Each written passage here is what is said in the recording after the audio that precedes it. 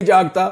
यानी जितनी भी पाकिस्तान में ह्यूमन राइट्स की तंजीमें हैं या जितनी भी ह्यूमन राइट्स से ताल्लुक रखने वाली औरतें हैं जिन्होंने बहुत पैसा बनाया ह्यूमन राइट्स का बार बार नाम लेकर और बाहर से बड़ी इन्होंने फंडिंग शंडिंग ली हुई है, बड़े दौरे शौरे इन्होंने खड़काए हुए हैं, पाकिस्तान तहरीक इंसाफ की औरतों को जब जब मार पड़ती है तब तब ये औरतें खामोश रहती हैं या सेलिब्रेट करती हैं। ये एक बड़ी अजीब चीज है। पाकिस्तान के मीडिया के अंदर बैठी हुई खवातीन जो सहाफी हैं वो भी पीएमएलएन के साथ अगर किसी खातून के साथ जरा सी ऊंच नीच हो जाए, मरियम नवाज के बारे में कोई एक सवाल उठा दे तो जमीन आसमान के कलाबे मिला दिए जाते हैं। हालांकि वो टिकटॉकर वजीर आला है, जाली सीट के ऊपर आकर बैठी हुई है। भाई जो सीट ही जाली है, जो हुकूमत ही जाली है, उसकी कारकर्दगी भी फिर जाली है। कारकर्दगी की तो आप तब डिस्कस करें ना, जमहूरियत में तो अवाम फैसला करते हैं किसका इक्तदार होगा। अब ये अवामी फैसले के बरखिलाफ आकर इक्तदार पे काबिज हो गए और इनको लाकर स्टैब्लिशमेंट ने बिठा दिया है। अब इनकी कारकर्दगी के ऊपर अगर आप जायजे लेंगे, अव्वल तो कारकर्दगी है कोई नहीं। वो जो कारकर्दगी है वो पोल में अभी खोल देता हूं, आपको बता देता हूं। लेकिन एक चीज आप क्लियर कर दें कि निजाम इमरान खान साहब के साथ जो मुज़ाकरात कर रहा था वो मुज़ाकरात पूरी तरह से खटाई में पड़ गए हैं। इमरान खान साहब और उनकी पार्टी को दोबारा स्ट्रगल में जाना पड़ेगा। अब डिपेंड करता है कि पाकिस्तान तहरीक इंसाफ का सोशल मीडिया इन चीजों के लिए क्या पहले की तरह तैयार है। नंबर 2, ओवरसीज पाकिस्तानी पूरी दुनिया से इमरान खान साहब के लिए या इंसानी हकूक की पामालियों के खिलाफ भरपूर आवाज उठा सकेंगे, वो उसी तरीके से अपनी मुहिम को जारी रख सकते हैं या नहीं रख सकते। तो ये दो टारगेट्स तो हैं। तीसरा, पाकिस्तान तहरीक इंसाफ की जो क्यादत है उसकी कमजोरी आपने देख ली। एक तो वो इमरान खान साहब के बयानिए का बोझ उठाने के लिए ज़हनी तौर पर पाकिस्तान तहरीक इंसाफ तैयार नहीं है। और मैं ये बात खुलकर कह रहा हूं और मेरे पास इसका सबूत है।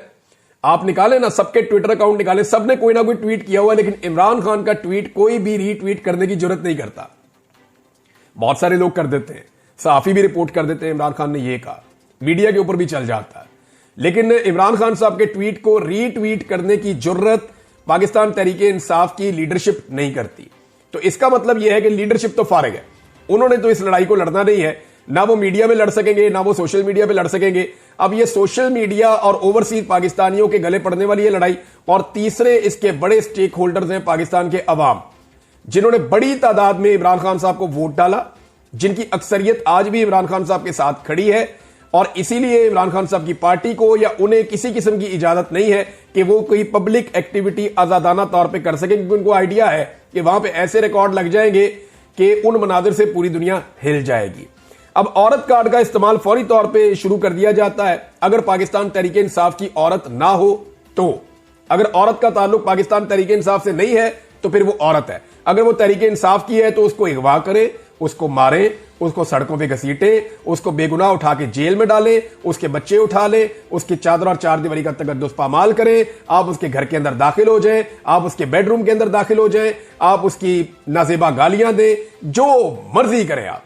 अगर उस औरत का ताल्लुक पाकिस्तान तहरीक इंसाफ से है तो पाकिस्तान में उस औरत के लिए कोई इंसानी हुकूक नहीं है। यह लिखी पड़ी बात है और इसमें अब कोई दो राय बाकी नहीं है। ओवरसीज पाकिस्तानियों की जानिब से जो है वो प्रेशर का सिलसिला खत्म नहीं हुआ, बल्कि वो प्रेशर का सिलसिला अभी तक जारी है। मैं आपको एक खबर देता हूं, लेकिन उससे पहले फौजी अदालतों के हवाले से चंद अहम सवालात उठ गए हैं। ये केस चल रहा है आईनी बेंच में, हालांकि ये आईनी बेंच मुतनाज़े है। ये आईनी बेंच मुतनाज़े, और मैंने आपको एक बात कही थी, ये आईनी बेंच किसी भी तरफ जा सकता है अकॉर्डिंग टू सिचुएशन। यानी देखना यह होगा कि बैरूनी दबाव अगर बहुत ज्यादा बढ़ रहा है तो फिर ये आईनी बेंच फैसला दे देगा कि फौजी अदालतों के फैसले हम नहीं मानते, वो फैसले फारिग हैं। सारे बंदों के फैसले जो हैं वो सिविलियन कोर्ट्स के अंदर होंगे, अगर तो बैरूनी दबाव बहुत बढ़ गया और वो कंट्रोल ना हुआ।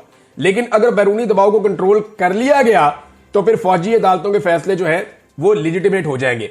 अच्छा, फौजी अदालतों के फैसले आने के बाद फौरी तौर पे दबाव बहुत ज्यादा बढ़ गया है जो ट्रायल कोर्ट्स हैं उनके ऊपर, और शदीद तरीन दबाव उनके ऊपर डाला जा रहा है कि कुछ भी हो जाए हर हाल में सजाएं सुनाई जाएं। क्योंकि देखिए ना, जो ट्रायल कोर्ट्स हैं वहां से सजाएं नहीं हो रही, बहुत शादोनादर हो रही हैं। जो सजाएं मिलिट्री कोर्ट से दी है वो पूरी दुनिया के अंदर खबरें गई हैं, लेकिन सेम केसेस जब गए हैं सिविल कोर्ट्स के अंदर, दूसरी अदालतों के अंदर, क्रिमिनल या फौजदारी अदालतों में जब ये मामला गए हैं, दहशतगर्दी की अदालतों में गए हैं, तो बहुत सारे केसेस जो है उड़ा के फेंक दिए हैं अदालतों ने। वजह यह है कि पुलिस के पास साबित करने के लिए है ही कुछ नहीं। ज्यादातर लोगों को बेगुनाह पकड़ा हुआ था और कोई ऐसे सबूत, कोई ऐसे एविडेंसेस, ऐसी चीजें इकट्ठी नहीं की पुलिस ने जिसकी बुनियाद के ऊपर वो शहरियों को या एहतजाज करने वालों को सजा दिलवा सके।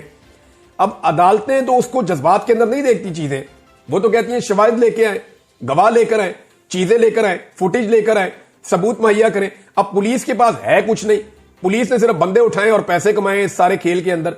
लिहाजा 9 मई के मामले के अंदर अब ट्रायल कोर्ट्स के ऊपर बहुत ज्यादा दबाव आ रहा है फौजी अदालतों के फैसलों के बाद कि हर हाल में सजाएं सुनाई जाए, और वहां पे भी आप आने वाले दिनों में चीजें तेज होती हुई देखेंगे। फौजी अदालतों के हवाले से चंद सवालात, उनमें सबसे पहले तो एक सवाल यह है, कासिम खान सूरी साहब ने इसको ट्वीट किया है, मैं यही नुक्ता यहीं से पढ़ के आपको बता देता हूं। इसके बारे में मरियम नवाज खान साहिबा ने यह नुक्ता उठाया था कि फौजी अदालतों ने 28 शहरियों को ऑफिशियल सीक्रेट एक्ट की दफा 3 के तहत 9 मई में सजाएं सुनाई, जिसके मुताबिक किसी ममनुआ इलाके पर हमला करना काबिल सजा जुर्म है।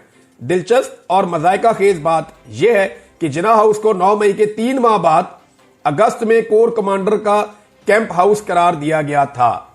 यानी इस तरह और भी इन इलाकों को जिनके ऊपर ये शहरी गए एहतजाज करने के लिए, क्या ये ममनुआ इलाके हैं? पहला सवाल तो ये उठाया गया। दूसरा एक बड़ा इंपॉर्टेंट सवाल है जो 1.5 साल से 2 सवाल पेंडिंग चल रहे हैं। यानी ये फौजी अदालतों वाला मामला जो है ये सुप्रीम कोर्ट में 1.5 साल से है। इसमें साकिब बशीर साहब ये बताते हैं कि ये मामला जून जुलाई 2023 से ज़ेरे इल्तवा है। अक्टूबर 2023 में एक फैसला आया, दिसंबर 2023 में अपीलें हुई, अब जनवरी 2025 में 2 सवालों के जवाब अभी तक नहीं आए। नंबर 1, मिलिट्री कोर्ट्स को 103 सिविलियंस की हवालगी कैसे हुई, वजूहात के साथ ऑर्डर कहां है? अब यह है बड़ा सवाल, क्योंकि फौज तो बंदे गिरफ्तार नहीं कर सकती। इन बंदों की गिरफ्तारियां कहीं ना कहीं तो होनी थी, पुलिस ने करनी थी या किसी और इदारे ने करनी थी, और जब ये गिरफ्तारियां होनी थी तो इनको एक प्रोसीजर के तहत फौज की हिरासत में देना था या फौज के हवाले करना था।